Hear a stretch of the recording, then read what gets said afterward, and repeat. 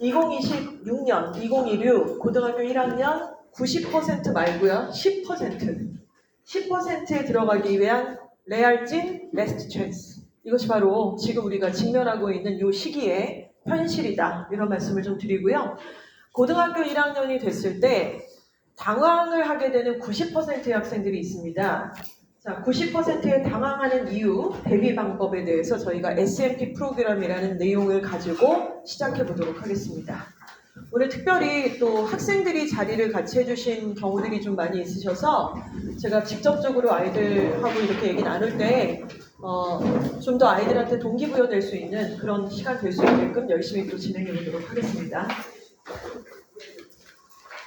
앞서 말씀드린 것처럼 고등학교 1학년이 돼서 중간고사, 기말고사를 치르게 되면 90%의 학생들이 사실 찐 당황을 하게 됩니다. 당황을 하게 되는 이유들이 여러 가지가 있겠죠. 자, 그런데 저희가 사실 이 고등학교 1학년 학생들 작년에 대상으로 했을 때 117명의 학생들을 대상으로 상담을 진행한 적이 있었어요. 지금 이 친구들은 현재 고등학교 2학년에 재학 중이겠죠. 자, 지난 겨울방학 때 재원생 중에 일부죠. 신청한 학생들 117명을 대상으로 상담을 했는데 예상치 못했던 결과를 저희가 마주하게 됩니다. 이 친구들이 저희하고 상담이라는 것이 성사가 되려면 일단 1학년 전 과정에 대한 성적표를 제출을 해야 돼요. 그리고 모의고사 성적표도 제출을 해야 됩니다. 그러니까 고등학교 1학년인 이 학생이 학원에 그것도 자기 성적표를 다 이렇게 오픈을 해서 상담 일정을 스스로 잡았다는 것은 어떤 의미가 있을까요? 다 준 거예요. 그렇죠? 다 성적이 좋은 애들만 있는 건 아니거든요. 그러니까 다 자기를 그냥 보여준 거예요. 굉장히 용기가 필요했고 상당히 잘하고 싶다라고 하는 충만한 의지들이 그대로 보여주고 있는 현실이겠죠. 실제로 친구들은 학업 의지가 100% 정도 되는 학생입니다. 왜냐하면 이게 엄마가 옆구리 쿡쿡 찌른다고 되는 성사의 상담이 아니거든요. 그런데 앞서 말씀드린 것처럼 예상치 못했던 결과를 마주하게 된다는 말씀을 좀 드렸습니다. 먼저 이 중에 52명의 학생들은요. 실제로 학업에 있어서의 기본적 공부 요소가 안 갖춰져 있더라고요. 그럼 공부의 기본 요소가 뭐냐? 첫 번째, 시험 범위에 대한 판단, 시험 범위에 대한 인지예요. 그러니까 시험 범위를 정확하게 알지 못하고 시험을 치르더라는 겁니다. 그럼 이렇게 말씀을 드리면 아이고 그런 애도 다 있어 상태가 심각한데 라고 하시겠지만 제가 이 시험 범위라고 하는 내용을 조금 더 구체적으로 설명을 드리면 우리 집 걘가? 이런 생각이 드실 겁니다. 자, 본인은 본인이라고 생각할 수 있겠고요. 학생들은 일단 시험 범위는 내신에 대한 시험 범위는 물론이고 우리가 모의고사라는 것도 3, 6, 9, 10월 모의고사를 보면 3월 모고의 범위하고 신모의 범위가 똑같을 수가 없잖아요. 그렇죠? 당연히 범위가 다르겠죠? 예를 들어 고등학교 1학년의 3월 모의고사는 고등과정이 시작되지도 않은 상태에서 어떻게 보면 보는 거니까 중학교 전과정에 대한 범위겠죠? 그러면 말씀을 드려볼게요. 중학교 전과정이 도대체 뭔데요? 수학 과목으로 따지면 거기에 뭐뭐뭐뭐가 들어가 있냐는 거예요. 국어로 따지면 어떤 문학작품 정도가 들어가 있냐는 것이죠. 그걸 모르고 그냥 무조건 시험만 잘 보라는 얘기만 들었던 거예요. 자, 바로 이런 것들에 대한 범위 파악이 없었다는 겁니다. 시험 범위에 대한 파악이 없으면 어떻게 시험을 잘 보겠어요? 당연히 못 보죠. 그렇게 해서 시험 범위 모르지, 준비 안 돼 있지, 그러다가 턱하니 시험장에 갔더니 뭐다? 처음 보는 지문을 그날 처음 접하게 돼요. 근데 겁나 길어. 영어도 길고 국어도 장난 아니에요. 비문학만 나와버리면. 이러니까 분명히 국어는 한국말로 써있는데 까막눈이야. 약간 이 상태로서 시험을 보게 됩니다. 그러니까 당연히 잘 못 보죠. 자, 그리고 두 번째 그룹이 있습니다. 두 번째 그룹의 52명의 학생들은요. 방금 말씀드렸던 시험 범위 파악하고 있고 어느 정도 그리고 공부 준비도 하고 장문을 읽고 하는 것들은 좀 돼요. 근데 그러니까 그걸 뭐냐면 공부를 좀 할 줄은 알아요. 근데 문제가 뭐냐면 과목별 편차가 너무 심한 거예요. 그러니까 예를 들면 그냥 한번 빙의를 해볼게요. 예를 드는 겁니다. 사례를. 남자예요. 수학을 잘해요. 그리고 아들이고 엄마도 좀 이렇게 막 하기가 좀 그런 거예요. 좀 잘생겼어. 내가 봐도 내 아들. 약간 반해 있어 내가. 근데 수학을 좀 탁월하게 잘하고 수학학원 가면은 장난 아니래. 뭐 탑이라고 그러고 막 수학학원 원장님도 막 얘가 우리하고 기둥이라고 그러고 난리가 났는데 영어랑 국어를 보면은 장난 아니야. 그것도 또 막 7등급 떠버리고 막 5등급 떠버리고 막 겁나 절어. 이럴 수 있죠. 자, 그치만 잘하니까 약간 우쭈쭈 됐던 게 있고, 이 친구는 이제 자기 특성상 어떠냐면은 못하는 과목을 별로 하고 싶지 않아요. 안물안궁이라 이거죠. 왜냐면 나에겐 수가학이 있으니까. 그래서 과목별 편차가 엄청 큰 가운데 못하는 과목에 대해서는 잘하고 싶은 의지가 없는 거잖아요. 지금 이 상태가. 그런데 어떻게 오답 정리를 하겠어요? 잘하고 싶은 의지도 없고 오답이 왜 틀렸는지 왜 맞았는지 관심도 없는데 그러니까 안 해요. 그러면서 지금 다니고 있는 중학교의 내신 공부에만 보통 메모리 돼 있습니다. 그래서 얼추 점수가 나오거든요. 해피하게 사는 거예요, 그냥. 이제 이렇게 살았던 경우에서 고등학교 올라오니까 장난 아니잖아요, 와장창. 바로 이렇게 117명의 학생들 중에 90%에 해당되는 애들이 이 상태로 고2를 1년을 맞이했더라고요. 이럴 줄 몰랐어요. 솔직히 말씀드려서 이 정도인지 몰랐어요. 깊게 들어가 보니까. 자, 나머지 14명의 학생들은 저런 요소들이 골고루 좀 자리를 잡았습니다. 이 친구들은 시간 배분만 제대로 했다 그러면은 사실상 큰 문제가 없이 정말 소프트하게 제대로 정말 랜딩을 잘 하고 있는 고전생활에 안착을 하고 있는 케이스가 되겠죠. 자, 근데 문제는 전체 중에 90%에 해당하는 학생들이 지금 이 두 부류에 있습니다. 기가 막히지 않습니까? 5등급제로 냈을 때 내신의 1등급이 몇 %죠? 10%예요. 우연히 맞춘 것도 아닌데 저희가 상담을 진행했던 117명의 학생들 중에 14명, 대략 10%의 학생들이 제대로 된 상태였고 나머지 90%들은 저런 부분들이 뭔가 구멍이 나고 빵꾸가 난 상태로 올라와서 고등 1학년 과정 동안 당황함을 감추지 못하더라. 자, 그런데 그 친구들이 뭐라고 얘기하느냐, 90%가 누구도 이 얘기를 미리 저희한테 얘기해 준 사람이 없었습니다. 그러니까 예를 들어서 시험 범위를 모의고사도 시험 범위가 있다. 들어본 적이 없다는 거죠. 그리고 과목별 편차가 컸을 때 어떤 문제가 있다. 그런 것들을 적나라하게 들어본 적은 없더라는 거예요. 그러니까 이 상태에서 우리가 진행이 된다라는 말씀을 드리게 됩니다. 자, 그러면 우리가 지금 예비고1이란 말이에요. 아직 고등학교를 가지는 않았습니다. 그리고 지금 중2도 아니고 딱 중3이라서 단언컨대 대한민국의 지금 입시 여정 중에 제일 중요한 학년이 어디라고 생각하세요? 중2, 중3이에요. 중2, 중3입니다. 솔직히 말씀드려서 중2 겨울방학이 제일 중요해요. 그러니까 뭔가 갖춰진 상태에서 중3을 이제 들어왔어야 되는데 지금 뭐 지난 얘기 해봤자 뭐예요? 중3이고 그 나머지 마지막 찬스까지 즉 앞으로 진행되는 요 하반기 그리고 겨울방학까지가 정말 골든타임이다. 이렇게 생각을 하면서 우리가 준비를 하는 게 맞겠죠? 그러면은 방금 얘기했던 저 90% 학생들이 지금 완전히 좀 당황함을 감추지 못한다고 했는데 왜 쟤네들은 준비가 안 돼 있었나? 왜 아무도 저들한테 얘기를 안 해줬다라고 얘기하는가? 원인을 봤더니 뭐가 문제인가요? 출신 중학교가 문제예요. 지금 다니고 있는 중학교의 분위기가 문제입니다.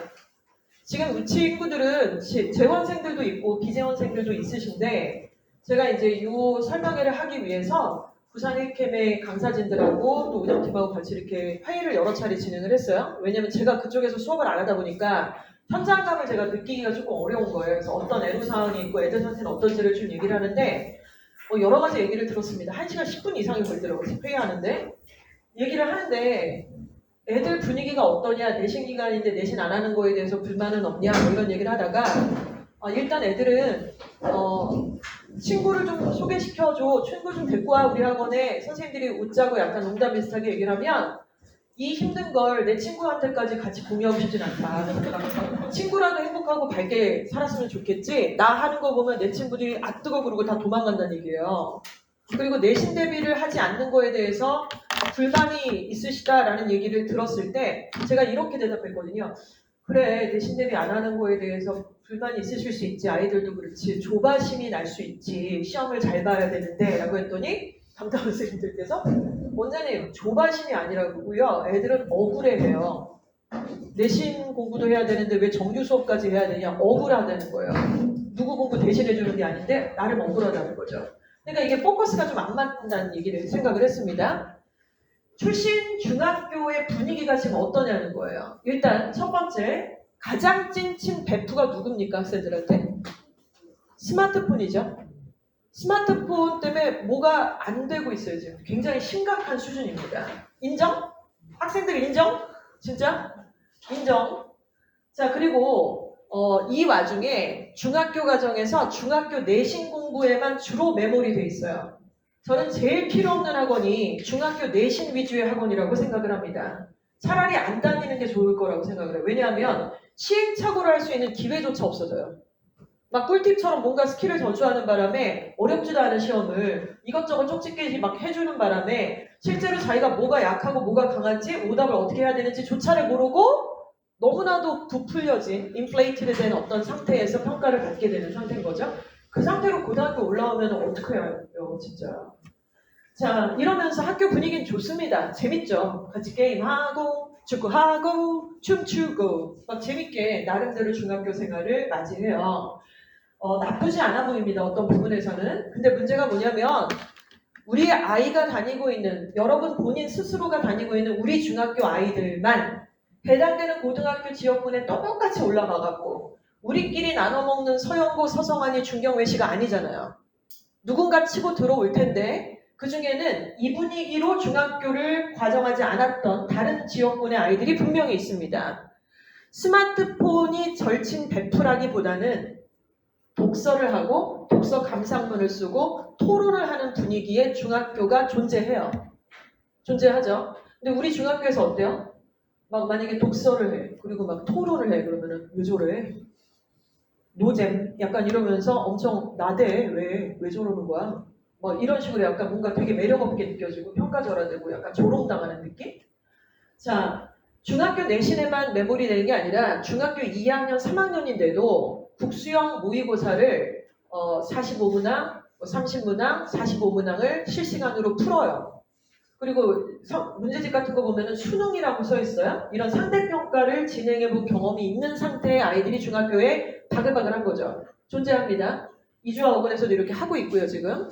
자, 그리고 물론 즐거운 중학교 생활 참 좋죠. 그러나 발표하고 질문하고 토론을 하는 것이 어색하거나 뻘쭘하지 않은 중학교도 분명히 존재한다는 겁니다. 그렇죠? 근데 우리 중학교들이 지금 이러냐고요. 제가 보기에는 그렇지가 않아요. 일부는 좀 다를 수 있습니다만 대부분이 그렇지가 않습니다. 이 상태에서 결국에는 지금은 아직 모르시겠지만 원서 쓰기 직전이죠. 그러니까 12월에 우리가 원서를 쓰잖아요. 그럼 11월 달에 저희가 마지막 미만고 국수형 모의고사를 치르게 될 때에는 완전히 외부 완전히 정말 생뚱맞은 지역에서 그렇게 오셔가지고 미만고를 치르세요. 왜 그들이 오시는 겁니까? 타 지역인데? 잠실에서 오세요. 양천구에서 오시고 송파 쪽에서 와요. 왜 그러는 거예요? 아는 거예요. 여기 가서 그 해당 고등학교 지역군에 가갖고 다 씹어먹을 거야. 그래서 메디칼 우리가 가는 거야. 이렇게 생각하는데 우리는 어때요? 엄마 중학교 너무 재밌어. 이제 이러면서 이렇게 생각을 하다가 이제 내신 시험 보면은 A를 받거든요. 그럼 엄마도 약간 뽕이 좀 올라가요. 폼이 올라옵니다. 그래서 나 중학교 A 등급 받았으니까 나 요대로만 간다 그러면은 고등학교 1학년 때 나 A 1등급 받겠지. 더군다나 5등급제니까. 그러면 난 엄마 아무래도 내가 의대 같은 데가 딱 적성에 맞는 것 같아. 스르생 같은 거 봐도 가슴이 벌렁벌렁한 게 딱 내 취향이야. 그래서 의대나 약대를 자기가 지원할 수 있을 거라는 엄청난 착각을 하고 들어간다는 거예요. 그러니까 이 판 자체가 어떻게 굴러가고 있는지 너무나 물정 모르고 들어가는 얘기 아니겠습니까? 이 상태인 거죠. 자, 그래서 이렇게 해서 당황을 하게 되는 상황이 벌어진다는 얘기를 드립니다. 실제로 이런 프로세스를 거치고 나서 고1에 올라가면은 실제로 어떤 문제를 접하게 되는 거죠? 왜 당황하는 겁니까? 국어, 수학, 영어의 시험 문제의 패턴을 한번 보도록 할게요. 고등학교 1학년 때 바로 3월부터 마주하게 되는 시험들 그리고 중간고사, 기말고사들은 국어과는 이렇게 비문학 지문들이 출제가 돼요. 문학도 마찬가지고. 자, 벌써 눈으로 가시적으로 보시기에도 글밥이 상당히 길죠. 자, 문제는 저 지문들이 생전 처음 보는 지문들이라는 겁니다. 미리 공부를 했거나 수업 시간에 필기를 해왔던 그런 지문이 아니라 시험장에 갔는데 처음 만나는 지문이라는 거예요. 더군다나 길어요. 그리고 처음 보는 제재예요. 제재 자체가. 이러면 당연히 당황하죠. 그리고 한번 생각을 해보세요. 여기 학생들 많으시니까 우리가 이 정도 되는 글을 읽을 수 있을까요? 소재가 예를 들어서 뭐 칸트의 철학이야. 뭐 예를 들어서 AI의 실용성이야. 이런 글인데 이 정도의 글밥을 읽고 비문학을 비교하고 이렇게 대조 대비하면서 글을 읽어나갈 수 있는가에 대한 문제입니다. 실제로 많은 학생들이 처음 보는 지문을 한국말인데도 읽을 줄 몰라갖고 너무나 당황스러웠다는 얘기를 90%가 하게 되는 것이죠. 두 번째는 이제 수학인데 문제를 읽고 문제의 의도 파악을 정확하게 못하는 거예요. 그래서 함수 문제를 풀게 될 때 이걸 그래프나 도형으로 가시화할 수 있는 역량이 안 돼 있는 상태, 연결을 못 시키고 그냥 문제를 풀어 제끼고 답을 보았던 그런 상태들은 사실상 그래프나 도형으로 그리는 것이 좀 어렵겠죠. 이런 상태입니다. 영어 같은 경우는 우리가 단어를 열심히 암기를 해요. 단어가 중요한 것에 대해서는 아무리 연조를 해도 부족하진 않죠. 그래서 단어를 뭐 100개 외웠네, 200개 외웠네, 적네, 많네 뭐 이런 얘기를 하는데 단어를 외운다고 해석이 되진 않죠. 그렇죠? 일단은 많은 것들이 그 안에 들어가 있습니다. 시간이 더 있다면 훨씬 더 많은 것들을 갖지 않을 수 있게끔 너무나도 타당한 많은 것들이 요소가 들어가는데 일단은 단어를 외울 때 품사 구분을 못해요. 그래서 이게 동사인지 형용사인지 부사인지 모르고 그냥 일단 비슷한 뜻이면 맞게 해달라는 거예요. 근데 이랬을 때 고등과정에서 문제 풀면 에러 납니다. 서술형 주가식 같은 거에서 굉장히 좀 문제가 심각하죠. 그리고 품사를 구분하는 것에 그 다음에 이어지는 게 뭐죠? 품사를 구분했어요. 그럼 예를 들어서 명사가 문장 안에서 무슨 역할을 하는지, 형용사가 문장 안에서 무슨 역할을 하는지 연결을 시켜야 되잖아요. 그러면 지금 보시는 것처럼 요 간단하고 요 심플한 요 폼을 선으로 이렇게 연결하는 걸 애들이 할 수 있냐면 이거 못해요. 명사 정도는 하겠죠. 형용사, 부사 쪽에서 다 막혀요. 전치사 막 이런 쪽에서 막힙니다. 정확하게 전치사가 뭐야? 라고 얘기했을 때 대충이라도 얘기할 수 있는 친구들이 그렇게 많지가 않다는 거예요. 고1 과정에서도. 그럼 이렇게 되면 굉장히 뭐 학원을 다니고는 있는데 묻지마 달리기랄까? 뭔가 실체는 없이 계속 그냥 다니고 있는 약간 이런 상황들? 그래서 결국에는 뭔가 기본적인 어떤 그 피부 밑에 있는 저변에 기저질환 같은 것들이 속해 있는 것이죠. 여기가 좀 구멍이 나 있는 상태입니다. 자, 이렇게 실제로 고등학교 1학년 과정에서 문제를 이해하는 방식에서 당연히 탁탁탁 걸리게 될 거예요. 이게 안 돼 있으면요. 그렇죠? 자, 그래서 이제 해결책이 뭐냐. 문제점만 잡고 이렇게 고구마 10개 마냥 얘기할 게 아니라 해결책이 뭐냐. 해결책은 사실상 중학교 2학년 때부터 세팅이 되어야만 합니다. 자, 중학교 2학년 과정에서 필요한 얘기들을 같이 한번 얘기를 해보도록 할게요. 일단 공부에 있어서의 주적은 다들 아시겠지만 스마트폰이죠. 자, 학생들도 어느 정도 인정을 하실 거고 학부모님들도 동의를 하실 겁니다. 스마트폰을 그렇다고 안 사줄 수도 없어요. 그렇죠? 이제 와서 뭐 투지폰으로 어떻게 바꿔요? 검색은 어떻게 하고 연락은 애랑 어떻게 할 거고 각종 커뮤니티에 있는 단톡방은 또 어떻게 할 거냐는 거예요. 우리 애들은 자기들끼리는 단톡도 안 해요. 카톡도 안 해요. 다 요즘에 DM 보내고 사실 그러지. 근데 어찌됐건 반에 있는 이 단톡방도 있는 거고 학원에 있는 여러 가지 커뮤니티도 있으니까. 하지만 공부를 해야 되는 상태에서는 반드시 스마트폰에 대한 관리가 꼭 필요하다. 이것에 대해서는 길게 설명을 안 드리겠습니다. 자, 두 번째는 규칙적인 독서를 하는 습관이 굉장히 필요하겠죠.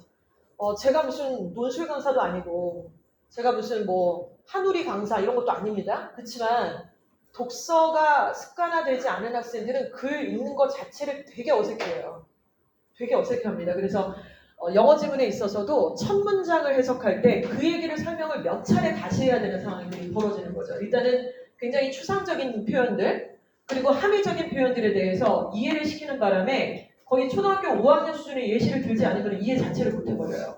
그래서 독서를 습관화해야 돼서 예를 들면 하루에 20분 정도 아침에 20분이나 저녁에 잠자리에 들기 전에 20분 정도를 책을 읽는 문화와 습관을 같이 한번 만들어 보는 거죠. 이미 그렇게 하고 계시는 집들도 당연히 있을 거라고 생각을 합니다. 근데 이럴 때 주의하실 거는 당연히 아시겠지만 엄마는 스마트폰하고 애는 20분 책 읽게 한다. 이거 말 안 되는 거 아시죠? 그렇죠? 그 책 속에 어머니가 스마트폰을 거기 사이에 끼우는 한이 있더라도 그것도 알아요 또 애들이. 그리고 어머니는 바쁘니까 뭐 설거지하고 뭐 약간 뭐 저녁 준비하고 이러실 수도 있지만은 가능하면은 아이가 있는 책에 대한 공감대 형성이 좀 필요하기 때문에 독서는 좀 습관적으로 같이 하실 필요가 있습니다.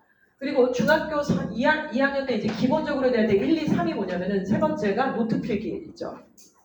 지금은 학교에서 우리 아이들이 중학교 과정에서 이제 수업 들어갈 때 학교에서 이렇게 뭔가 판서를 막 옛날처럼 이렇게 깨알같이 하거나 그런 분위기보다는 보통은 PPT를 띄우거나 전자칠판화해서 그 상황에서 아이들한테 이제 필기 내용들을 공유를 하신단 말이에요. 그럼 아이들이 받게 되는 건 프린트도 있을 수 있고 자기 교과서도 있을 수 있는데 그 내용에 당연히 중등과정에서 중간고사, 기말고사를 보게 되는데 꿀팁들이 막 터져 나올 거 아닙니까? 그러면 얘가 책을 보고서 당연히 필기를 해야 되잖아요. 모르는 게 있으면 물음표, 중요하다고 강조하시는 건 별표 2개, 그리고 이 단어는 지금 이 표현 자체가 내가 못 알아듣겠다 그러면 당연히 모르겠으니까 현관펜 찾아봐야 될 것들, 이런 것들에 대해서 자기만의 필기의 양식 같은 게 어느 정도 딱 루틴화 되어져 있어야 되는데 너무 이런 게 취약한 상태가 있더라는 거예요. 아까 그 51명, 그 52명 이런 아이들이 이게 일단 기본입니다. 자, 그런데 선생님 저는 몸뚱아리가 지금 중3인데 이미 지나버렸는데 어떡하죠? 이거 뭐 하는데 얼마나 걸린다고 그래서요. 이게 요거를 이제 같이 하면 되지. 요 상태가 된 상태에서는 그 이후에 중학교 3학년이 바로 지금 이제는 시험 대비가 본격적으로 들어가는 것이죠. 그래서 시험 대비를 했을 때 오답이 나왔을 때 오답이 나온 나의 생각거리에 잘못된 어떤 오류, 내가 왜 이렇게 생각했지? 그러니까 문제마다 학생들마다 생각하는 오류의 코드가 다 다를 수도 있지만 그렇게 크게 다르지도 않아요. 같은 문제를 갖다가 너 왜 3번이라고 했니? 정답이 1번인데 제가 생각한 오류는 이런 것이었습니다라고 자기가 자기 입으로 표현하고 쓸 수 있어야 돼요. 그러면 왜 정답이 1번이 아니라 3번인지에 대해서 찾아봐야죠. 누가 이렇게 정답을 알아봐주고 탁 던져주는 게 아니라 시험의 오답과 그 오답의 이유를 정리하는 겁니다. 자, 그리고 오답을 맞추기 위한 어떤 노력과 13주 정도에 걸리는 학습의 계획을 세우는 거예요. 내가 이 문제들을 지금 오답을 자꾸 틀리네.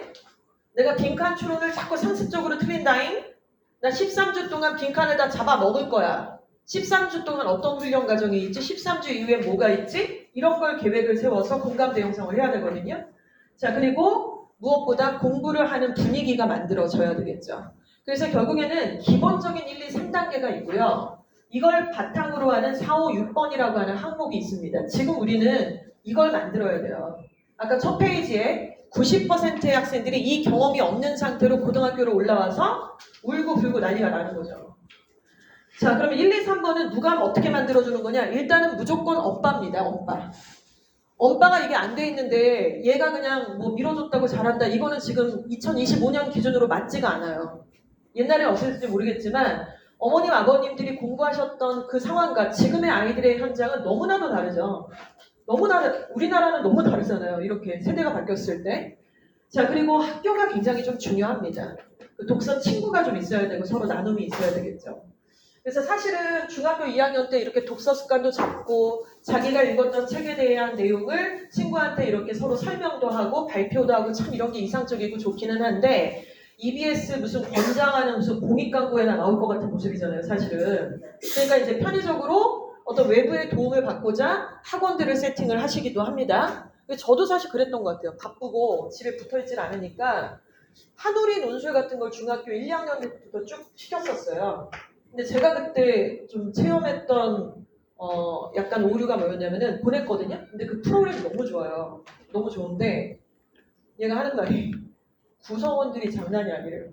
이제 얘는 여자애 하나고 남자애들이 이제 4, 5명이 있는데 애들이 공부를 안 하고 오고 책을 안 읽어갖고 오고 막 이러고 막 분위기가 너무 안 좋다는 거예요. 그러니까 토론을 해야 되는데 토론이 안 되고 하나는 약간 과잉으로 막 하고 하나는 막 장난치고 그러니까 분위기가 너무 안 좋아갖고 모르겠습니다. 제 자식은 또 거기 가서 어떤 빌런 짓을 했는지 모르겠지만 자기 자식은 빌런이 아니라고 저는 생각을 하니까 그래서 제가 그때 생각을 했어요. 약간 동네를 옮겨가고 다녀야 되나 보다. 이 학원은. 이 토론하는 학원 자체는 약간 재원이 좀 중요하니까 타 지역으로 주말에 세팅을 해야 되나 보다. 이런 생각들도 좀 했었습니다. 좀 오랫동안 다니긴 했었어요.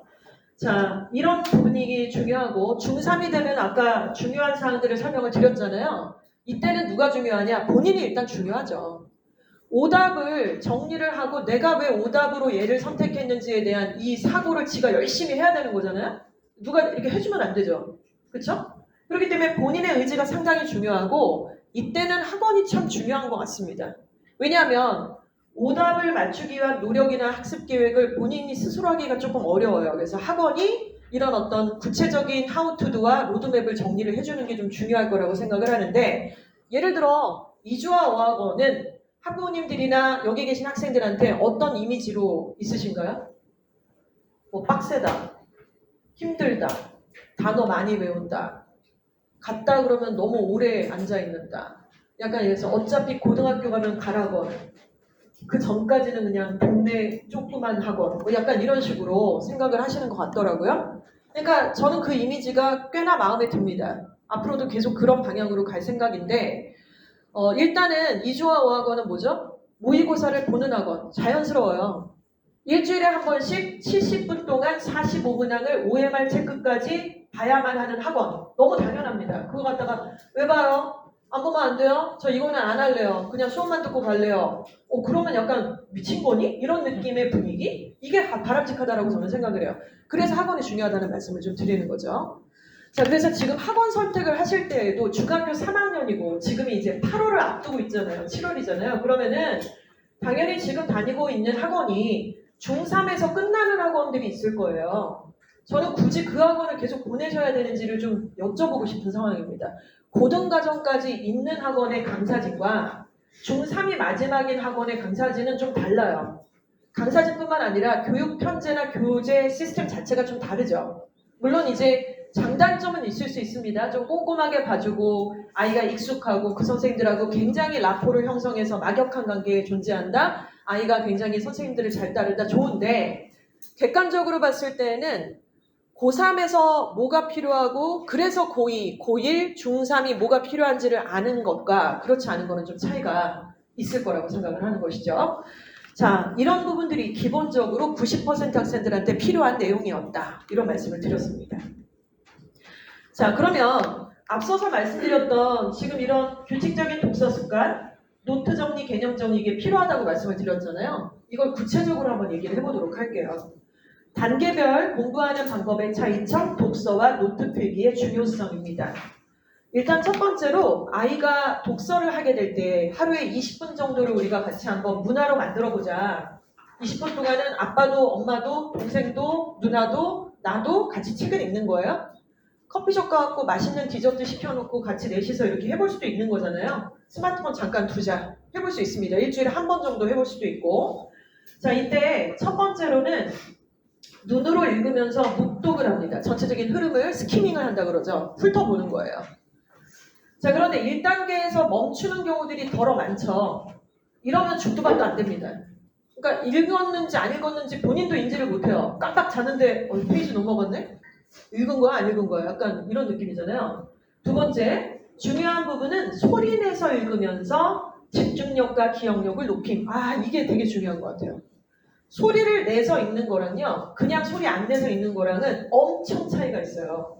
일단은 소리를 내서 읽잖아요. 다른 생각을 할 수가 없어요. 소리를 내서 읽는다는 그 행위 자체가 다른 생각이 들어와 있으면 소리 내서 읽을 수가 없습니다. 멈추게 돼 있어요.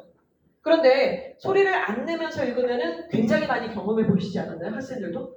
수만 가지 생각이 들어왔다 나갔다 들어왔다 나갔다 하니까 그냥 눈으로 얼마든지 읽을 수 있어요. 그거는 수업 시간에도 마찬가지죠. 그렇죠? 자, 그리고 3단계는 핵심적인 내용 정리하고 오답, 중요한 개념 손으로 정리하면서 필기하고 완전히 내 것으로 만든다. 그러니까 이게 읽는 행위와 이걸 노트로 정리하는 행위가 같이 이렇게 연계되어져 있다라고 보는 게 맞겠죠. 자, 책을 읽는 것은 소설로도 읽을 수 있고요. 사실은 뭐 비문학 같은 약간 수필집을 읽을 수도 있고 여러 가지가 있습니다. 두 가지가 약간 접목이 되면 좋다는 말씀을 드리는데 우리가 이렇게 소리를 내서 읽거나 매일마다 20분씩 읽게 되면은 어떤 일이 벌어지냐면 이미지가 형성이 돼요. 그렇죠? 이게 굉장히 중요한 작업인데 예를 들면 뭐 무라카미 하루키의 뭐 기사단장 죽이기 이런 소설집이 있습니다. 이걸 계속 읽다 보면 꿈을 꿔요. 주인공의 그 남자 주인공이 그 외로움과 막 스산함과 소박한 그런 이미지의 사람이 실제로 구현이 되면 이런 사람일까? 그 상황이 이런 건가? 혹은 꿈을 꾸지 않아도 이렇게 우연히 매일 같은 루틴의 길을 가는데 혹시 소설 속에 나왔던 그 날씨와 상황과 냄새가 지금 내가 맡고 있는 이건가? 계속 연계를 하죠. 그러니까 이런 작업들이 굉장히 좀 중요하다라는 말씀을 드리게 되는 거예요. 이게 없으면 사실 읽기가 좀 어렵더라고요. 실제로. 자, 이런 부분들이 문화적으로 좀 잡혔으면 좋겠다. 이 학생들은 더불어서 주중과 주말 공부를 좀 나눠서 합니다. 그러니까 하루에 20분 독서하고요. 그 다음에 독서한 내용들을 낭독도 하고 묵독도 하고요. 또 노트 필기도 이렇게 정리를 해봤던 학생들은 지금 중학교 3학년이지만 제 입에 중3이 잘 안 붙어요. 솔직히 말씀드리면. 그러니까 중3, 중2가 잘 안 붙어요. 제가. 예비고1은 착착 붙어요. 예비고1. 그래서 이제 집안에서도 약간 중3이다라기보다는 예비고1이라는 인지를 본인 스스로 좀 했으면 좋겠는데 예비고1이라는 학생들은 지금 주말에 어떻게 보내시나요? 오늘 토요일 여기 오신 거는 너무나 정말 대단하십니다. 엄마 따라서 혹은 혼자서 여기 오셨다는 거는 남들과 정말 무슨 차별점이 분명히 있을 거라고 생각을 해요. 되게 다를 거라고 생각을 합니다. 근데 오늘은 여기 왔어요. 근데 평상시 토요일과 일요일은 어떻게 보내시나요? 우리가 중3인데 막 학원에 하루 종일 있진 않잖아요. 그쵸? 그러니까 이상적 케이스를 보여드릴게요. 일단 기말고사가 최근에 끝났거나 아직은 안 끝난 학교도 있는 걸로 알고 있는데 기말고사 기간을 딱 디데이로 잡고 기말고사 3주 전부터 혹은 4주 전부터 혹은 평상시에 우리는 어떤 일상을 보내야만 하는지를 말씀을 드릴게요. 월요일부터 금요일까지는 학교를 다닙니다.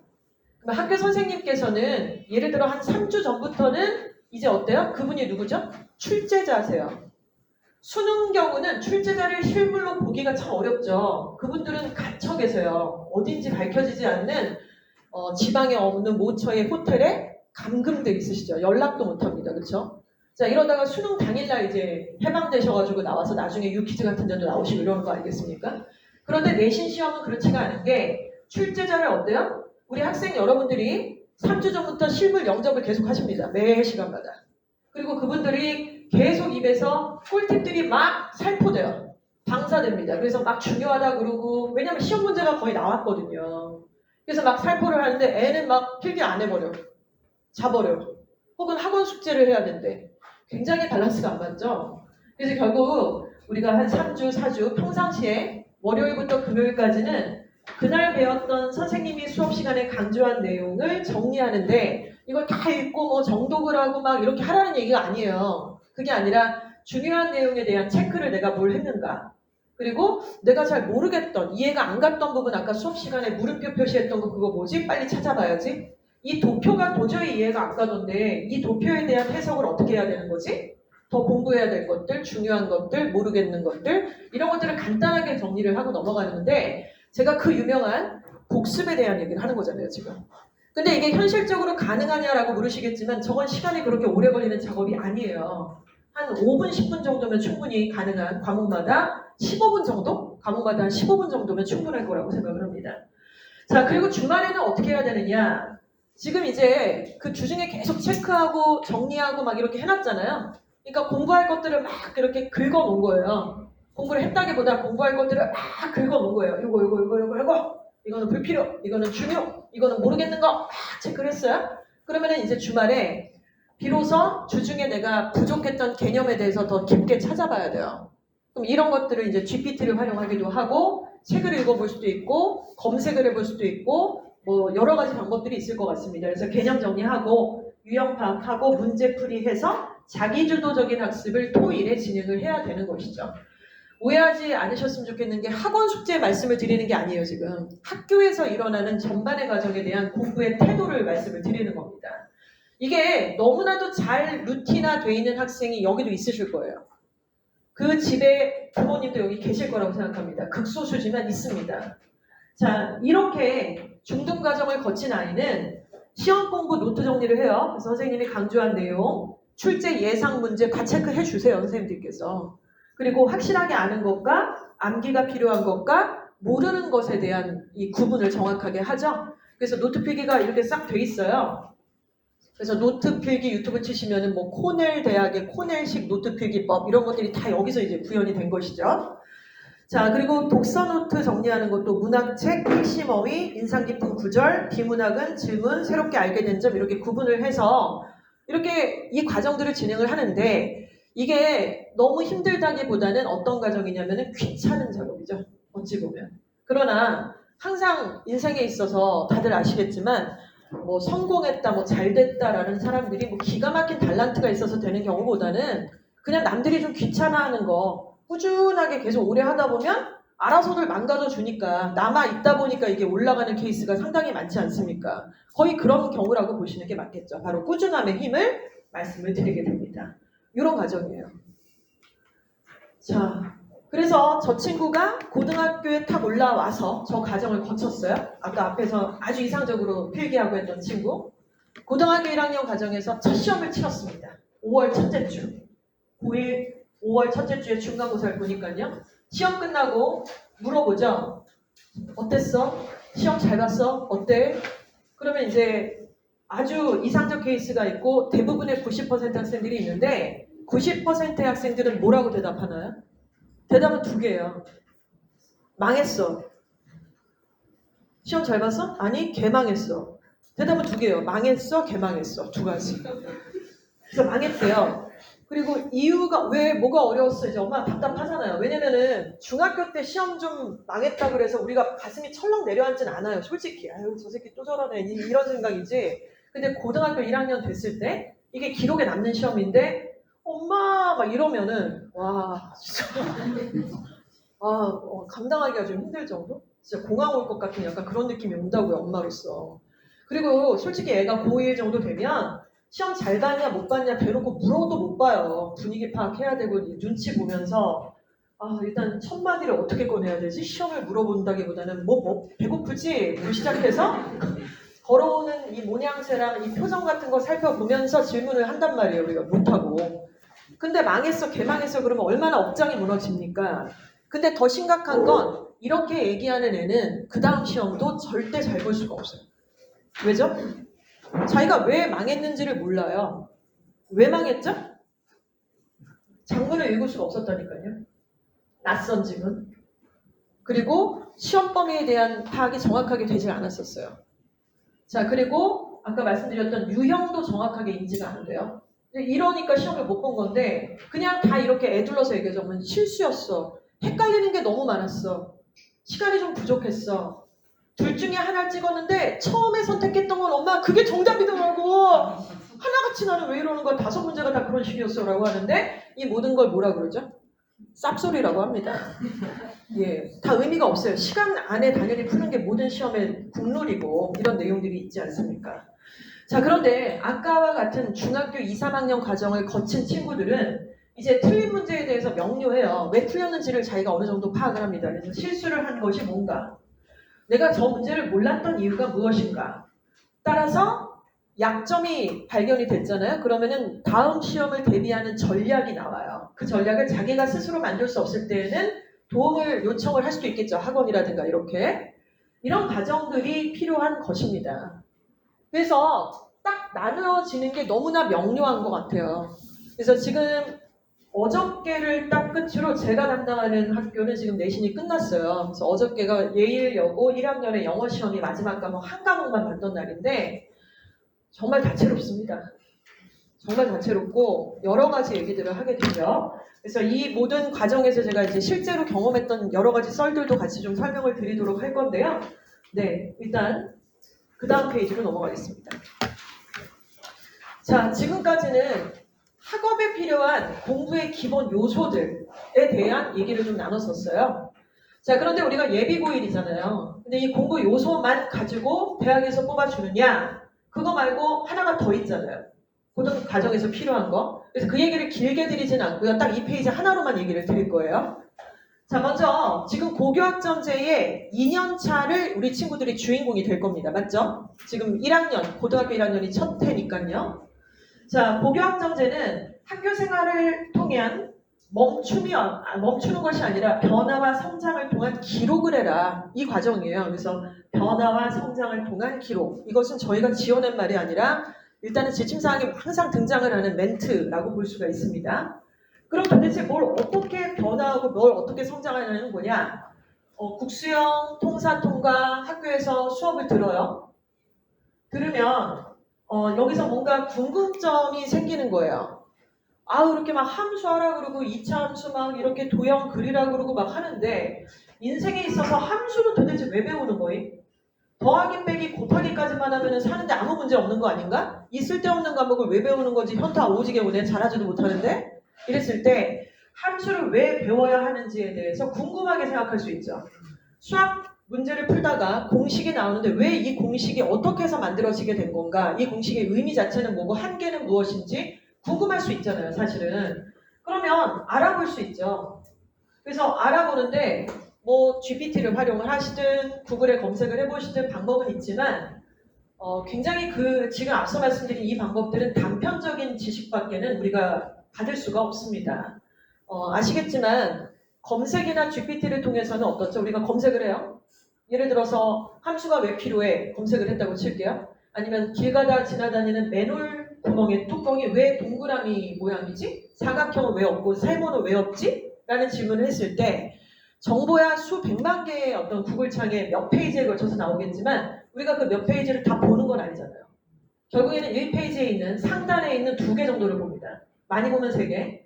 자, 그러면은 수많은 양의 정보가 검색이 되긴 하지만 실제로 내가 선택하는 건 굉장히 지역적 정보만 본다는 거예요. 굉장히 편향될 수 있겠죠. 그리고 그걸 정독해서 보냐면 절대 정독하지 않습니다. 스키밍을 하죠. 그래서 얕고 편향된 지식만 자꾸 쌓게 된다는 거예요. 위험하죠. 그래서 책을 읽으라는 거예요. 그래서 예를 들어 함수를 왜 배워야 되는지 고민이고 궁금했던 학생이 박경미 저의 수학 비타민 플러스라고 하는 책을 하나 사서 15,000원, 17,000원 되는 책을 하나 샀다고 칠게요. 그러면 그 책에는 뭐가 들어있겠습니까? 저자가 본인이 취합한 여러 가지 정보에 갈고 닦았던 모든 내용들이 다 거기 안에 갈아 넣어진 거죠. 우리는 17,000원을 통해서 그 모든 내용을 다 습득할 수가 있습니다. 표시할 수도 있고요. 너무나 재밌는 꿀재미들이 여기 다 들어있어요. 미사일은 도대체 도착 지점을 어떻게 그렇게 정확하게 관통을 해갖고 침실로 그렇게 바로 쏠 수가 있었던가? 트럼프의 그 무슨 전략이라든가 있었던가? 이런 내용들.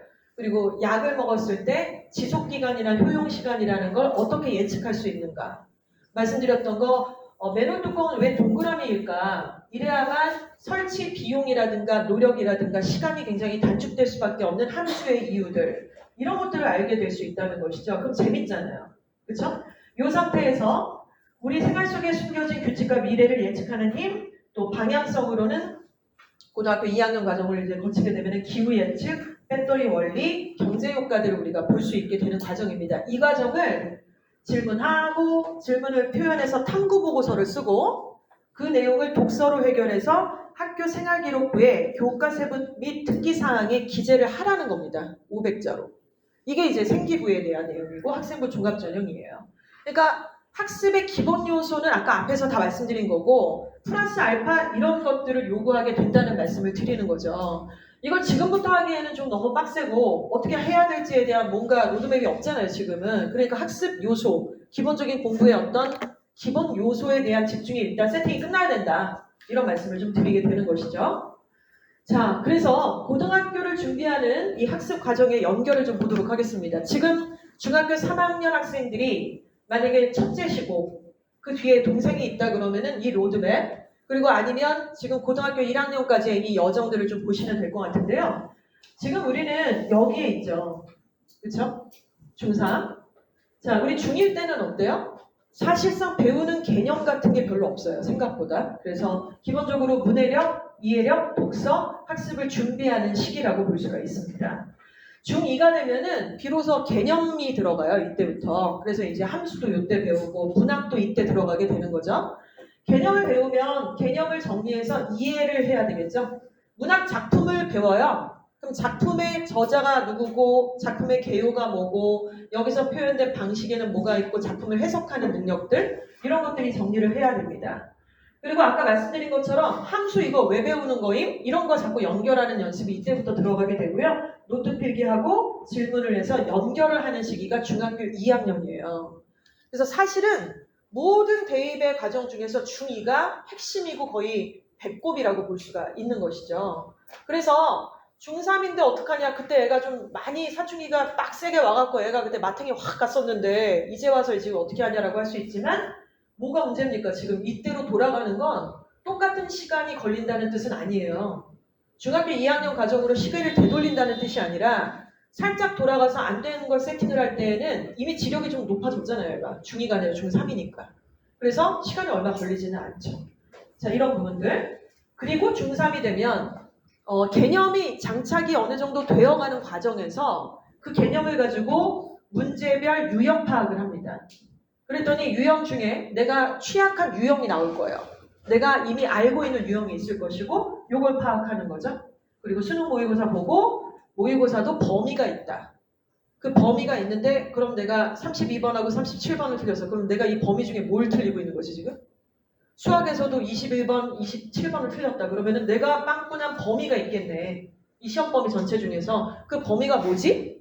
이걸 알고 학원도 보내시고 과외 선생한테도 얘기를 좀 하시고 그리고 그거에 대한 대비 방법을 기간별로 조금 짜서 준비를 해야 되는 것이죠. 자, 바로 지금이 이런 기간입니다.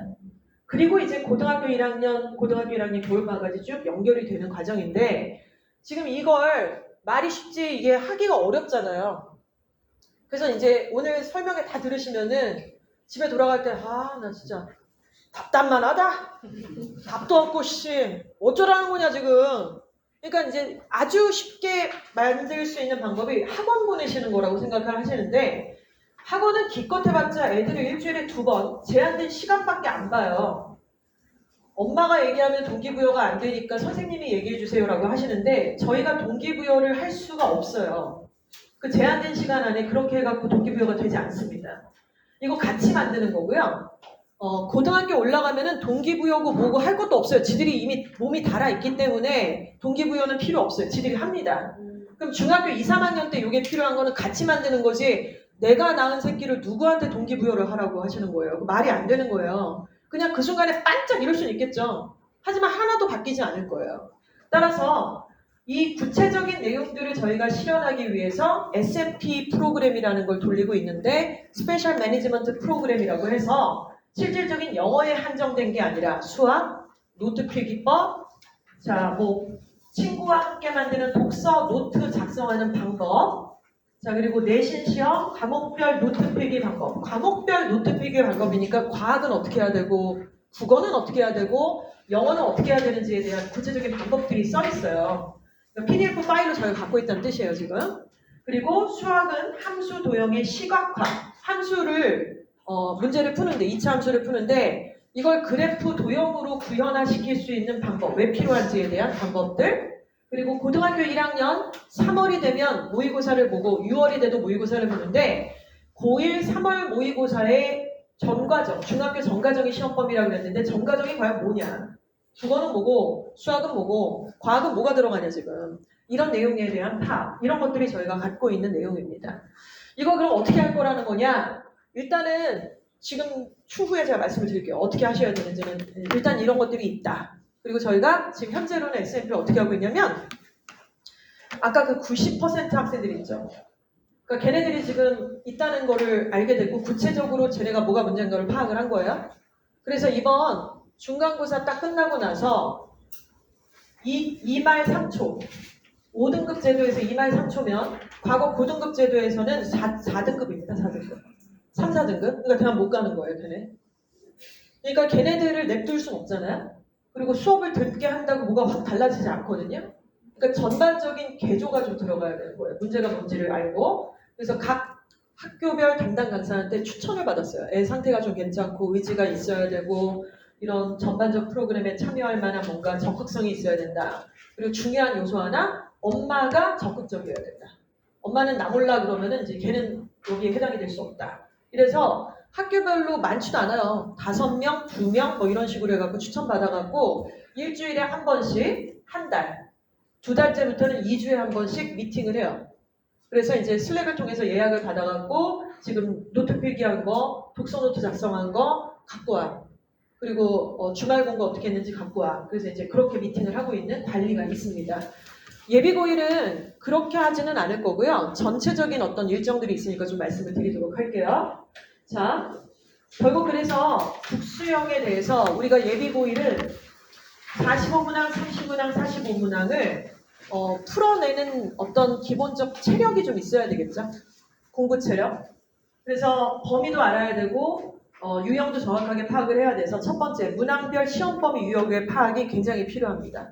우리 모의고사를 보면 영어과는 1번부터 45번까지가 번호가 딱 있잖아요. 그럼 저 같은 경우는 제가 이걸 업으로 삼고 있는 사람이니까 35번 무관, 32번 빈칸, 뭐 41번 장문 이런 식으로 탁탁탁 나와요. 이게 제 직업이니까. 근데 시험을 보는 본인들도 알아야 되지 않나요? 아니 내가 시험 잘 보겠다는데 몇 번이 무슨 문항이고 유형인지를 몰라. 그리고 야 이게 무슨 유형이야? 주제? 중실아 빈칸이야. 뭐 약간 이런다던가 정확한 유형을 모른다는 거죠. 예를 들어 수능에 21번 유형이라는 게 생긴 지가 얼마 안 됐어요. 몇 년이 되지 않았습니다. 신유형이 발생을 한 거예요. 몇 년 전에. 이거는 밑줄친 부분에 문맥적 의미를 고르시오. 그러니까 빈칸도 아니고 어휘도 아니고 좀 길어요. 근데 이 부분에 문맥적 의미를 고르래요. 그러면 이 21번 유형은 원래 처음에 세팅이 됐을 때 번호가 원래 21번이 아니었어요. 32번으로 갔다가 뭐 29번으로 갔다가 모의고사에서 왔다 갔다 하더니 그의 수능에 21번으로 딱 결정이 됐고 그 이후로부터는 21번으로 배치가 됩니다. 이유가 뭐냐면 처음에는 그 문제를 어휘 문제로 인지를 했다가 출제자들도 빈칸으로 놓을까 어쩌고 저쩌고 하다가 결론은 바로 함축 및 추론, 그러니까 주제 제목 쪽으로 좀 쏠리자. 이게 대입하기에 관련된 문제니까 그래서 19번, 20번, 21번, 22번 이렇게 있는 그 주제 요지가 있는 문제 쪽으로 얘를 배치를 시킨 거예요. 그래서 말씀드리려는 요지는 뭐냐면 문제 번호마다 사실은 출제 유형이 딱 픽스가 되어 있습니다. 그때마다 왔다 갔다 한다는 뜻이 아니라는 거죠. 근데 친구들이 그거를 몰라요. 그러니까 당연히 못 봐요. 시간 배치 자체도 그렇고. 그래서 이런 부분들에 파악을 해야 된다는 말씀을 드립니다. 두 번째는 물론 시험을 처음에 딱 보자마자 와 생각보다 겁나 잘 봤다잉? 이러면 좋죠. 근데 그게 불가능하잖아요. 시험이라는 건 풀고 오답 정리하고 취약점 판단해서 그 다음 단계로 약간의 .5로 레벨업을 하고 그 다음에 .5로 레벨업을 하고 사부작 올라가는 거지 점핑으로 올라가는 거는 말도 안 되잖아요. 그 벼락부자 뭐 코인 터트리는 거랑 거의 비슷한 이상한 생각입니다. 저 굉장히 싫어해요. 그런 것들을. 대박이 어디 있어요 시험에. 시험은 쪽박도 없고 대박도 없어요. 그냥 아주 사람을 질이 멸렬하게 만드는 아주 그냥 0.2%, 0.2% 이렇게 올라가는 게 시험이죠. 그러니까 사람 환장하는 거죠. 그래서 단계별, 기간별 학습 범위를 파악을 해야만 합니다. 그리고 오답노트 적중하고 학습 계획을 세워야 된다. 이제 이런 말씀을 드리게 되죠. 그러면 어떤 방법이 있느냐, 실제로 어떤 상황이 벌어지느냐 이런 말씀을 좀 드리도록 할게요. 이 페이지가 되게 중요합니다. 예비고의 학생들 잘 들어보세요. 그리고 본인이 A, B 중에 나는 A인지 B인지, C, D 중에 나는 D인지 C인지 이런 것들을 좀 감지해 보면은 참 좋을 것 같아요. 먼저 우리 내신 등급이라는 게 기존의 방식은 9등급 제도였지만 그건 과거고 이제는 5등급으로 결정이 됐죠. 5등급으로. 그래서 과거에는 11% 안에 들어가야 2등급이었는데 지금은 10% 안에만 딱 들어가면 1등급이에요. 그러니까 얼마나 좋습니까? 그러니까 작년까지만 해도 전체 중에서 4% 빡세지 않습니까? 4% 안에 들어가 1등급이었는데 지금은 10% 안에만 들어가면 다 1등급이라 이거 아닙니까? 그리고 제가 이게 전환이 잘 안 돼요.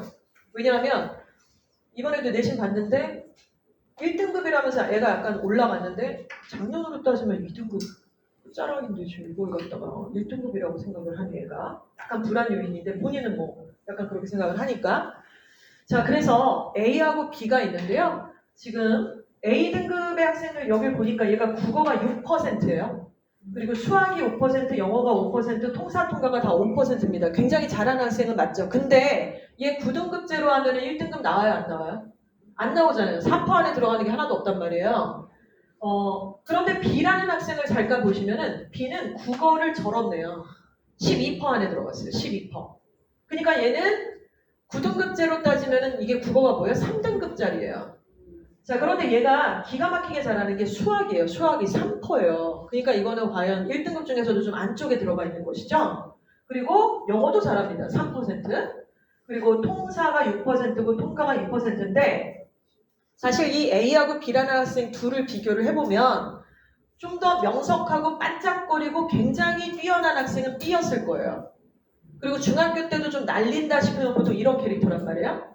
그런데 지금 5등급제로 바뀌었잖아요. 그래서 지금 어떻게 환산이 되는지를 보여드릴게요. 먼저 A라는 아이는 기존의 9등급제로 얘기하면 얘는 2등급이었어요. 2.0등급.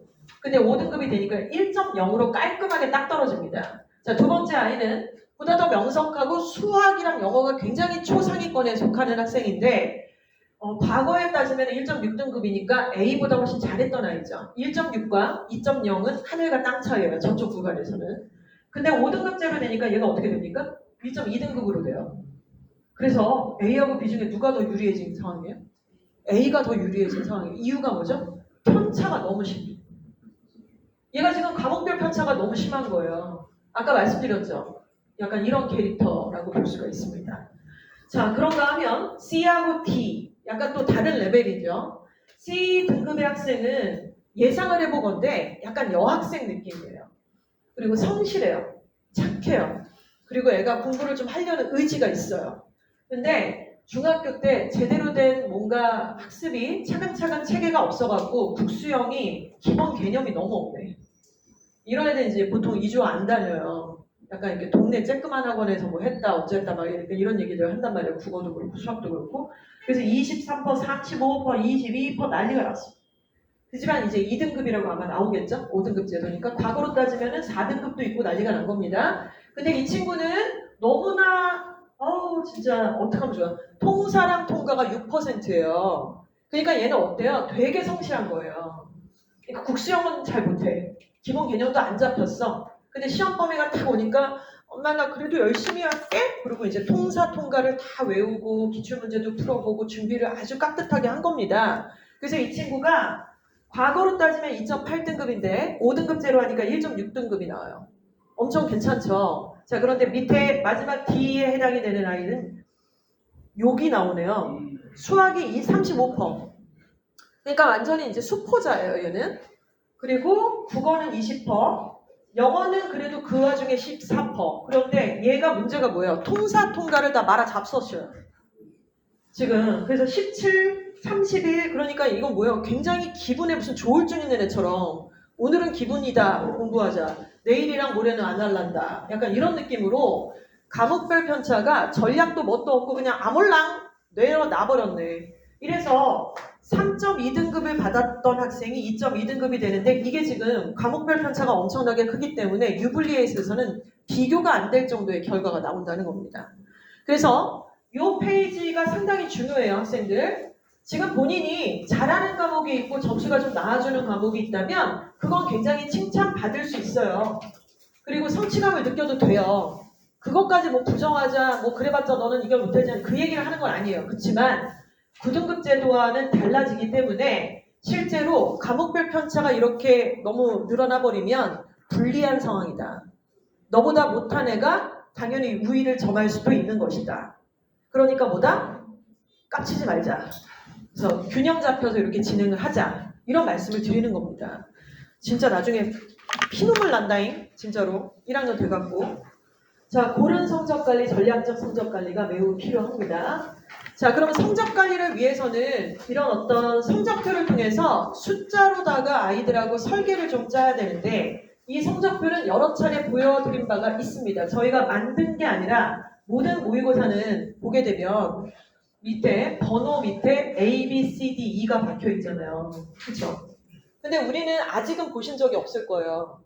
그러니까 재원생들은 보신 적이 있는데 비재원생들은 모르겠어요. 다른 데서 보셨는지 모르겠지만 그냥 사설기관에서 보는 게 A, B, C, D라고 표시는 돼 있지 않아요. 그냥 등급만 나와요, 이제. 근데 우리는 어떤 성적표라는 게 만약에 등급만이 유의미한 데이터라고 한다면 등급만 나오지 뭐 이렇게 디테일하게 이렇게 다 나와 있어요?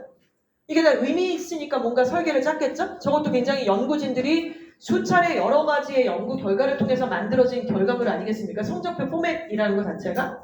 그러면 성적표를 제대로 볼 수 있는 리터러시를 부모가 갖고 있어야죠. 그쵸? 이것까지는 해야죠. 근데 이렇게 직관적으로 말하기가 편하니까 2등급이요, 3등급이요, 1등급이요. 다음에 3등급이면 좀 잘하자. 오케이! 이렇게 넘어간다면 시험은 뭐하러 가요? 그래서 자, 보겠습니다. 이 친구는 영어과를 봤더니 듣기를 17번까지가 있는데 이건 다 맞았어요.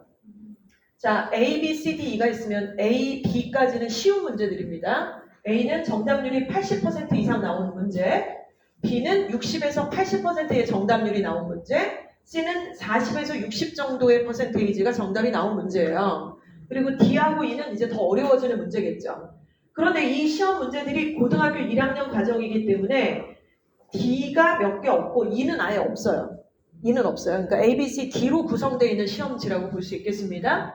그러면 내 새끼가 이제 수학학원도 계속 가고 막 특강도 듣고 과외도 뭐 얹고 막 영어도 뭐 시험에 통과를 했네 안 했네 뭐 단어가 탈락이 됐네 어쩌다 이러고 있는데 이걸 갖다가 매번 72비를 가리고 이럴 게 아니라 얘로 정면 청구 한번 해야죠. 제대로 가고 있느냐, 지금 좌표를 제대로 딱 받고 그쪽으로 가고 있는지, 뭐 어디로 가는지도 모르고 계속 왔다 갔다 바빠 뒤지겠는지 이런 걸 알아야 되지 않겠습니까? 자, 그래서 봤더니만 C라고 하는 22번을 틀렸어요. A, B가 아니잖아요. 그리고 36번에 C라고 돼 있는 이 C를 또 틀렸습니다. 그쵸? 그러니까 얘는 뭐예요? 잘하고 있는 거예요. 그러니까 A, B를 막 주구장창 틀리고 C도 틀리고 D도 틀리고 다 틀렸다 그러면은 와 진짜 학원에 그냥 교실 하나 얘가 만들어주고 있구나 지금. 내가 한 달에 지금 30몇만 원씩 나가는 게 그 학원에 지금 기둥을 하나씩 만들어서 이렇게 하고 있구나 라고 생각할 수도 있죠. 그렇죠? 그래서 이런 부분들에 대한 리터러시, 읽고 이런 것들을 해석할 수 있는 능력이 매우 필요합니다. 이거를 근데 이게 어렵지 않잖아요. A, B, C, D를 볼 수 있으니까 우리가 X로 되어 있는 거 볼 수 있으니까. 근데 이게 레벨이 너무 낮으면 지금 HP1이다. 이주학원에서 레벨이 HP1이다 그러면은 별로 데이터가 의미가 크게 없더라고요. 다 틀려요 그냥. A도 틀리고 B도 틀리고 C도 틀리고 또 D는 맞아. 뭐지? 뭐지? 엄마 나 어려운 걸 잘하나 봐. 가지가지 하네. 그럴 리가 있냐? 그게 아니라 그냥 찍은 거고 맞은 거고 대충 이렇게 한 거고. 저희가 그래서 지금까지 HP1은 실전 수능 모의고사를 안 봤어요. 그래서 뭘 봤냐면 미니 모의고사를 봤어요. 미니 모의고사. 미니 모의고사 문제들의 구성은 뭐다? D가 없어요. A, B, C만 있어요. 주로 A, B만 있어요. 그러니까 이런 식으로 운영을 해왔죠. 그리고 이제 8월에 2차 개강을 하잖아요. 이때부터는 예외가 없습니다. 기다려주지 않잖아요. 저희가 아니라 날짜, 시험이, 입학이. 그래서 HP1도 실전 수능 모의고사를 70분 동안 이제 보게 되는 것이죠. 그리고 HP2하고 3는 실수물을 일주일에 한 번씩 계속 봤어요. 그래서 그 친구들은 지금 이런 데이터가 다 나와 있다는 거예요. 그래서 이 부분을 보고서 뭘 잘했고 뭘 못했고 계획을 잡을 수가 있겠죠. 국어도, 영어도, 수학도. 자, 그래서 지금 우리는 목표가 무조건 등급업이야! 이럴 게 아니라 아들아, 엄마가 봤더니 우리 아들은 A, B는 100점이더라. 진짜 잘했어. 기본이 좀 있나 봐. 자, 그런데 C로 가니까 조금 절더라. 우리 지금이 6월이니까 9월 모의고사 보게 될 때 그때는 국수형 모의고사 볼 때 C까지만 맞추자. D는 안 맞춰도 돼. D는 그냥 부담 없이 풀어. 지금은 과정이니까 A, B, C까지만 100점 맞자. 그러면 11월에 또 3개월 뒤에 목표를 잡으면 그때는 우리가 고1 거 정도는 완전 마스터하고 입학하는 게 좋지 않을까? 그럼 너의 고등학교 1학년 과정이 굉장히 여유로울 거야. 이렇게 목표를 잡는 거죠. 이렇게 한다는 거는 과목별로 딱 2문제만 더 맞춘다는 거예요. 과목별로. 그러니까 너무 과하게 목표를 잡을 필요가 없고 그렇게 가면 애도 지치고 나도 잘 몰라요. 사실은. 이런 과정이 필요합니다. 그래서 이렇게 되는 거죠. 지금이 이제 7월이죠. 그렇죠? 저희가 9월에 국수형 모의고사를 봐요. 국수형 모의고사. 그러면 아까 앞서 보여드렸던 이 성적표 국수형이 다 나올 거예요. 그러니까 저희가 이 정오표가 있는 것들을 A, B, C, D의 이 정답률이 있는 시험지를 저희가 키핑을 해놓은 게 있어요. 그래서 그렇게만 보는 거예요. 그래서 아이들이 시험을 9월에 보게 되면은 국수형의 A, B, C, D에 뭐가 맞았는지 뭐가 틀렸는지를 저희가 다 파악한 성적표를 배부를 할 겁니다. 그러면 상담을 하셔야 되죠. 상담을. 근데 그 전에 필요한 게 있어요. 첫 번째, 우리 아들과 우리 딸과 여러분 본인들, 중학교 3학년 우리 본인들께서는요, 고등학교 1학년 3모 정도의 시험 범위를 파악하세요. 본인이 스스로. 어떻게 해요?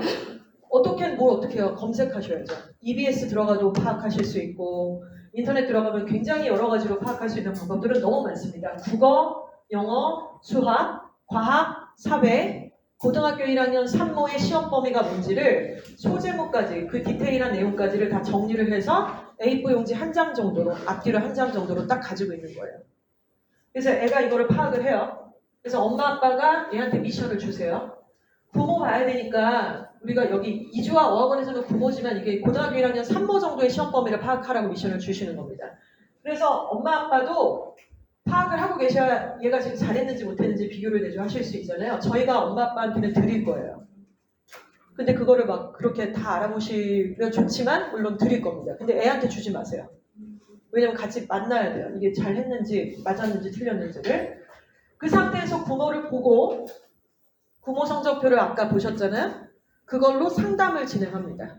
어머님, 자녀, 그리고 저희 대표님 이렇게 해서 3대1, 아빠도 오시면 3대1, 2대1 이렇게 해서 상담을 진행을 하게 되죠. 그러면 여기서 끝이 아니라 지금 네가 범위를 잘못 파악하고 있네, 수학 과목은. 그래서 여기에 대한 과목당 2문제, 과목당 2문제를 더 맞추는 그런 어떤 목표를 세우게 됩니다. 11모에서. 그럼 11모는 뭐냐? 11모는 미만고라 그래갖고 저희가 미리 만나는 고교 내신이라 그래서 마지막 원서를 쓰기 직전에 보는 마지막 국수형 모의고사예요. 이때 역시나 또 목표를 세웁니다. 이때 우리가 9에서 시켰던 이 13주간의 여정 동안 제대로 했나? 2문제를 맞추기 위한 13주의 여정을 했나? 이런 것들을 확인하고 또다시 목표를 잡아서 내년 고등학교 1학년에 올라갔을 때의 3모 이런 것들을 목표로 잡아서 단계 꼬리를 물고 가게 됩니다. 이렇게 11모에 뭔가 딱 한번 부러뜨려야 이제 마지막 12월, 1월, 2월 입학 전까지 내가 뭐가 취약하고 뭐가 더 강한지 이런 것들을 구분해서 실질적인 제대로 된 찐공부라는 걸 하게 되는 거죠. 학원만 쫓아다니는 게 아니라 이런 것들이 굉장히 중요합니다. 학원은 보조의 역할을 하는 거죠. 학원이 주도를 할 수는 없습니다. 실제로. 자, 이런 과정이고요. 결국 그래서 원인 분석하고 해결 방안, 반복 학습 문제 풀이를 해서 이 과정을 거치게 됩니다. 저희가 실제 사례를 하나 보여드리고 마무리를 좀 지어드리려고 합니다. 이 친구는 현존하는 고등학교 지금 현재 1학년에 재학 중인 저희 재원생이고요. 남학생입니다. 이 친구가 작년 그러니까 중학교 3학년이었던 2월에 첫 상담을 진행을 했었어요. 그러니까 중학교 2학년 때부터 다녔던 학생으로 기억을 하는데 중학교 3학년 2월에 이미 이제 실수모를 본 거예요. 그러니까 국수형 모의고사를 보고 나서 아까 같은 성적표를 가지고 상담을 탁 했는데 국어를 7등급을 받았어요. 그리고 수학이 5등급이고 영어가 3등급을 받았습니다. 그러니까 중학교 3학년 2월이니까 뭐 얼마 안 된 거잖아요. 3학년 된 지가. 그러니까 어떤 상태였는지 가늠이 가시죠. 국어 시험은 태어나서 처음 본 거예요. 수학도 저런 시험을 본 적이 없고 영어도 뭐 듣기랑 말고 같이 본다고? 그래서 이제 막 실시간으로 봤어요. 세 과목 보는데도 꽤나 시간이 오래 걸리잖아요. 70분, 80분 이렇게 계속 보니까. 봤더니 아들아 너 고등학교 어디 가고 싶니? 저요? 숭실 아니면 선정 과중이요. 그래? 너 숭실 가면 작년이니까 지금 어때요? 그러니까 9등급 제도였을 때의 기준밖에 저희가 없는 거예요. 왜냐면 5등급을 한 번도 안 해봤으니까 9등급 기준으로 너는 숭실 가면 3.8등급이고 선정 과중 가면 3.97등급이다. 그러면 넌 대학을 어딜 가냐면 수원대학교하고 경기대 정도를 지원이 가능할 것 같아. 그러니까 중학교 3학년 2월 달에 우리 아들 되면은 난 내 친구들보다 상태가 좀 괜찮다고 생각했는데 상신중학교에서 증산중학교에서 신도중학교에서 난 내 친구들보다 내가 되게 빡세게 사는데 지금 갓생 산다고 애들이 되게 왜 저러냐고 하는데 근데 내가 여길 간다고? 그래 아들아. 내가 약간 충격을 받아서 집 가갖고 자기가 검색을 해봐요. 그랬더니 집에서 일단 통학을 할 수 없는 거리야. 그리고 가고 싶지가 너무 않아 버려. 그래서 이제 이 친구한테 목표를 잡아줬죠. 552를 목표로 하자. 지금 2월이고 6월 달이 너의 시험에 대한 목표일 거고 어떤 문제들 몇 번 유형을 과목별 2문제를 더 맞아야 돼. 국어 요거 2개, 영어 요거 2개, 수학 요거 2개. 그래서 이제 6월이 됐어요. 근데 이 친구가 753이었잖아요. 근데 뭐가 됐냐면 432가 됐어요. 7에서 4가 되고 5에서 3이 되고 3에서 2가 됐습니다. 되게 고무적인 거는 수학학원을 국어학원을 다니지도 않았어요. 그러니까 자기가 어떻게 해야 되는지를 방법을 물어보고 알아보면서 공부를 해왔던 거예요. 근데 이때 저희가 그냥 한 게 아니라 야 국어 7등급 오케이 좋아. 지금 중학교 3학년 2월이니까. 근데 문학을 하나 해야 돼 작품을. 그래서 EBS 뭐 나비 효과를 하나 듣든가 뭔가 매산문을 하나 뭐 띄든가 이렇게 해야 된단다. 그리고 수학에서는 도형 함수 그리기, 듣기가 새끼야 영어 2주와 다니면서 듣기에서 몇 개 틀린 거야. 2개나 틀리고 잡아줬네. 2개 틀리면 벌써 등급이 완전 3 밑으로 떨어지거든요. 그리고 듣기는 당연히 쉽단 말이에요. 그래서 이거 2개만 틀리지 않는 게 목적이야. 더 이상 바라지도 않아. 했더니 얘가 지금 그걸 맞춰줘갖고 2를 때린 거 아닙니까? 그래서 아들아 이제 너는 세종대학교하고 숭실대 정도를 지원이 가능한 합격 가능한 학생이 돼버렸어. 몇 달 전하고 참 많이 달라졌죠? 그리고 선생님 저 대성 갈 거예요. 숭실 안 가요. 그래? 그러면 대성 가면 너는 이제 3.0등급 정도가 예상이 된다 라고 했습니다. 이러고 나서도 이제 또 목표를 다시 잡아준 거예요. 자 일단 국어 문학작품 이렇게 했지. 이제 문법을 잡아야 돼. 그래서 문법 그리고 수학은 응용 통합 문제. 자 그리고 영어는 듣기가 일단 해결이 됐으니까 마지막에 41, 2번, 43, 4, 5번 장문 독해가 마지막 페이지에 있습니다. 그 마지막 페이지에 5문제를 다 맞춰야 돼. 시간 분배가 어려웠을 텐데 먼저 푸는 방법도 있고 지문 하나에 문제 2개, 지문 하나에 문제 3개니까 완전 해자스러운 거야 사실은. 집중만 하면 다 풀 수 있거든. 그거 일단은 다 해결하자. 그랬더니 여기 얘가 이걸 틀렸잖아요. 지금 마지막에 하나만. 그래서 이렇게 목표를 잡아준 거예요. 그러니까 인지가 됐어요. 그리고 애가 담백해. 복잡하지 않고 단순해요. 그러니까 오케이! 작가는 이러고 여름방학을 거칩니다. 여름방학 딱 끝나고 나니까 장난 아니에요. 자, 3, 2, 1을 때렸습니다. 그래서 아까 7등급 받았던 아이잖아요. 근데 지금 구모에서 이제 국어가 3이 나오고 그리고 수학은 2가 나오고 영어가 드디어 1이 나와요. 아들아, 이제 동국대와 서울시립대 섞가는 그리고 마지막 심일보를 봅니다. 1이 나왔는데 이 시험은 고1 과정이 아니었어요. 고2 과정에서도 1이 나오더라고요. 영어 같은 경우는 이제 2학년 거를 봤거든요. 1등급이 나왔습니다. 선정과 중 대성 가면 1.67에서 1.8 정도 예상이 된다. 아들아! 서영고 서성한이 중에 너는 서영고 무조건 쌉가는 이 친구 결국 대성고등학교를 선택을 했고요. 지금 2025학년도 고등학교 1학년 대성고등학교에서 전교 1등을 찍었습니다. 영어 만점 나왔어요. 2번 다. 너무나 소름 끼치는 발금 아닙니까? 저희가 이 친구를 이렇게 지도하면서 저희도 많이 배웠고 아들 같아요. 이 정도면. 그리고 너무나 이걸 잘 받아들이니까. 그리고 더 고무적인 건 이 친구는 저 모든 상담 지금 4번 했잖아요. 지 혼자 왔어요. 그러니까 지가 신청해갖고 지가 하는 거예요. 그리고 막 이렇게 나대는 스타일도 아니고 되게 아직 이렇게 애기 냄새 날 것 같은 약간 그런 뽀송뽀송한 느낌? 이런 아이인데 너무나도 잘 해주고 있습니다. 우리가 이걸 좀 해보자는 거예요. 처음부터 어떻게 잘해요. 그 보이지도 않고 들어본 적도 없고 어딘가 존재했을 것 같은 굉장히 잘하는 애들하고 계속 애들하고 견줘갖고 기죽이지 마시고 과목별 2문제 정도 더 맞추는 이 과정을 하자는 거죠. 이러면 얘는 이제 벌써 표정이 다르던데요? 작년에 예비고일 설명회 할 때 딱 이 자리에 지가 왔어요. 또 친구들 몰고 왔더라고. 4명 듣고 와갖고 벌써 얼굴에 약간 나라는 존재가 어떤 과정을 거쳤고 성취감을 느껴버렸잖아요. 그러니까 나는 이 행위를 하면 앞으로 뭐가 될 수 있다라는 자기 효능감이 되게 높아진 상태로 온 거죠. 내가 이렇게 열심히 한다고 될까? 안 될지도 모르지 않나? 불안하고 초조한 데가 아니라 이미 경험을 했거든. 그러니까 되는 거지. 이러니까 나중에 이제 공부가 제일 쉬웠어요. 뭐 이런 얘기도 할 수 있겠죠. 경험이 있으니까. 이 부분들을 좀 말씀을 드렸습니다. 가장 이상적 케이스고 이렇게 해보자는 게 저희의 목표다. 이런 말씀을 드렸습니다. 자, 그럼 어떻게 하셔야 될까요? 일단 첫 번째 국수형 모의고사를 보셔야 되겠죠. 그래서 국수형 모의고사가 9월에 잡혀 있습니다. 국수형 모의고사를 신청을 하셔서 보시게 되면 아까 말씀드린 그 다음에 루틴이 딱 잡혀요. 상담을 하고 과목별, 유형별로 취약한 문제가 잡혀지고 그러면은 9월 봤으니까 11월 마지막 모의고사에 목표가 나오고 그리고 겨울방학 때 제대로 된 순공을 딱 때려주고 그리고 고등학교 입학을 보내자는 거죠. 그리고 이제 이러기 위해서는 지금부터 오늘부터 가시면 이제 고등학교 1학년 3모의 범위를 파악해라. 나도 할 테니 너도 해봐라 아들아. 이제 따라 이렇게 얘기하시면 되는 거고 그리고 고등학교 준비를 위해서 필요한 사항들 아까 1, 2, 3, 4, 5, 6 이런 것들을 갖춰서 하는 거고요. 희망고등학교 예상 등급 아까 보셨죠? 지금 대성공 안학생 이런 것들을 우리가 추산할 수 있습니다. 준비사항들, 공감대 형성하고 학습 방향성을 잡습니다. 이렇게 하기 위해서는 어떻게 하셔야 되나요? 빨리 등록하셔야죠. 8월 학기에. 뭐 다른 방법 있으시면은 뭐 가능하시면 좋지만은 그게 아니라 빨리 등록하셔서 시험 보고 성적 상담 같이 진행하셔서 아까 그 PDF 파일 보셨잖아요. 그 내용들로 같이 공유하시면서 만들어 가시면 좋을 것 같습니다. 예비고일 프로그램 안내와 그리고 오늘 그 고교 선택 책 받으셨죠? 빨간색 책.